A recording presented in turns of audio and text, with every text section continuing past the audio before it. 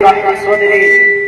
ويسر لي امري واحلل عقدة من لساني يفقهوا قولي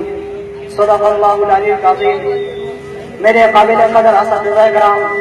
اور میرے ہم مشن طلبہ ساتھیوں، السلام علیکم ورحمۃ اللہ وبرکاتہ۔ آج 6 ستمبر سن 2016 ہے جو ہمارا یوم دفاع کہلاتا ہے۔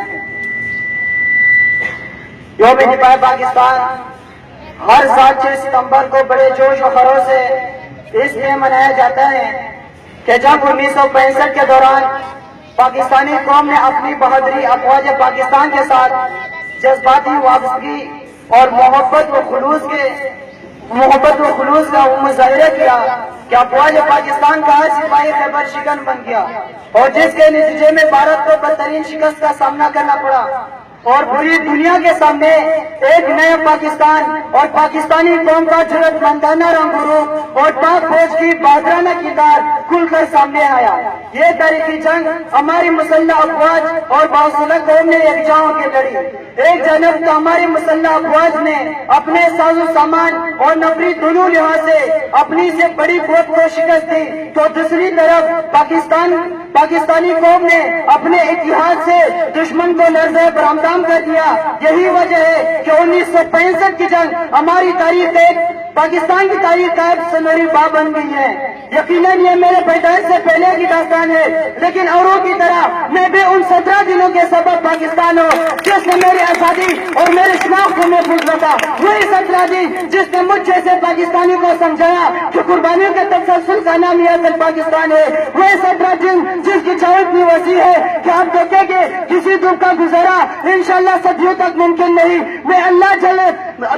جل مجدہ کی بارگاہ عالیشان میں اپنے سر کو جھکاتے ہوئے پہلے اقرار کرتا ہوں کہ اللہ میں تو اس لائق نہ تھا کہ تو نے مجھے ایسے سرزمین کے لیے خلق کرتا جس کی چاہت میرے حبیب صلی اللہ علیہ وسلم نے کی، اور قائد اعظم محمد علی جناح کو کہ ہم پاکستان کا ارشاد فرمایا، میرے جبین پر تقسیم بھی اس قابل نہ تھے کہ بڑے صغیر کے مسلمانوں کو رمضان کے 27ویں شب کے عصمتوں کے ساتھ عطا کرتا تیرے اس عظیم تحفے کے کسی بھی سجدہ ریز ہوتی، مگر تو نے پہلے مجھے اپنا بندہ بنایا، پھر اپنے محبوب صلی اللہ علیہ وسلم کا غلام بنایا اور آنکھ کھلی تو پیارا پاکستان دکھایا۔ میرے عزیز طالب علم ساتھیوں، بزدل بھارتی فوجوں نے 5 اور 6 ستمبر کے درمیانی شب اچانک 3 اطراف سے لاہور پر حملہ کر دیا تھا، اور بھارت نے میجر جنرل نرنجن پرساد کا انتخاب کیا جس نے اپنے لیڈر سینا سے وعدہ کیا کہ وہ صبح کا ناشتہ انہیں لاہور میں کروائے گا، مگر چشم بلد نے وہ نظارہ بھی دیکھا کہ وہ لہب ابو جہل کے خواب بس خواب ہی رہ گئے۔ نعرے تکبیر اور نعرے رسالت کی گونج میں ستلج رینجرز کے مٹھی پر مگر 313 بدری مجاہدین کے نقش پا کو چون کر آگے بڑھنے والے سرفروش مجاہدوں نے نرنجن کے شرمندہ خواب کو تعبیر نہ ہونے دیا۔ 17 رمضان سن 2 ہجری کو ایسی طاقت قریش کے پاس بھی تھی، ہتھیاروں سے لیس مال بہادروں کے جنوروں سے لدے پڑے، غرور اور تمکنت میں بڑے پڑے، وہ بھی آئے تھے پتہ کرنے، یہ بھی آتے تھے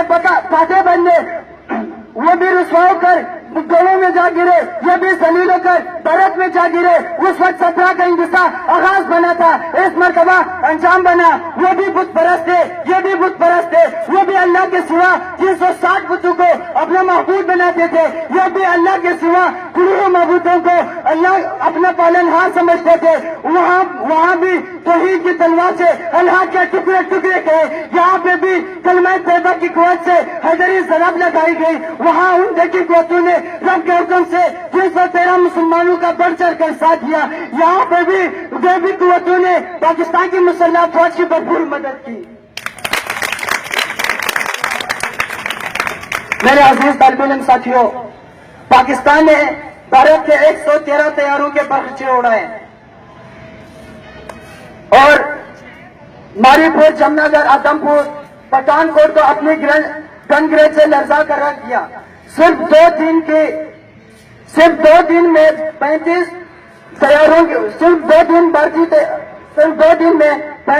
بھارتی طیاروں کی تباہی نے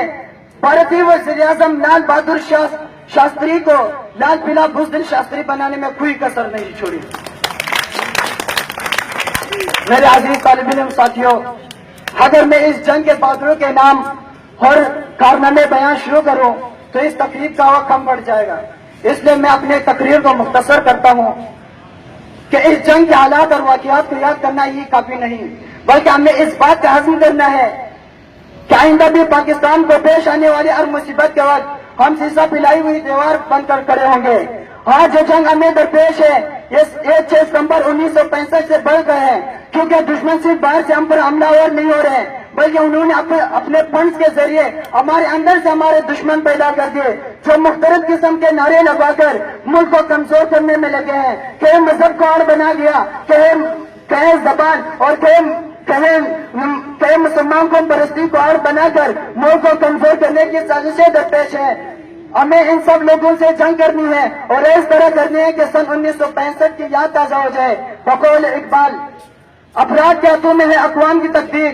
افراد کے ہاتھوں میں ہے اقوام کی تقدیر، اب فرد ملت کے مقدر کا ستارہ۔ اسی لیے آئی عہد کرے کہ ہم مصیبت کی اس گھڑی میں اور اس طاقت کا ساتھ دیں گے جو ہمارے پیارے وطن کی مستحکم اور مضبوط اور ترقی یافتہ بنانے کے لیے کوشاں ہیں، اور ان افواج کا ہاتھ بٹائیں گے جو انہوں نے 1965 میں ملک کی حفاظت کی اور آج بھی وہ حفاظت کر رہے ہیں، اور ہمیں بھی خون کے آخری قطرے اور آخری سانس تک اس ملک پر شہید ہوں گے۔ بقول شاعر، شہید کی جو موت ہے وہ قوم کی حیات ہے، شہید کی جو موت ہے وہ قوم کی حیات ہے، لہو جو ہے شہید کا وہ قوم کی زکات ہے۔ پاکستان زندہ باد۔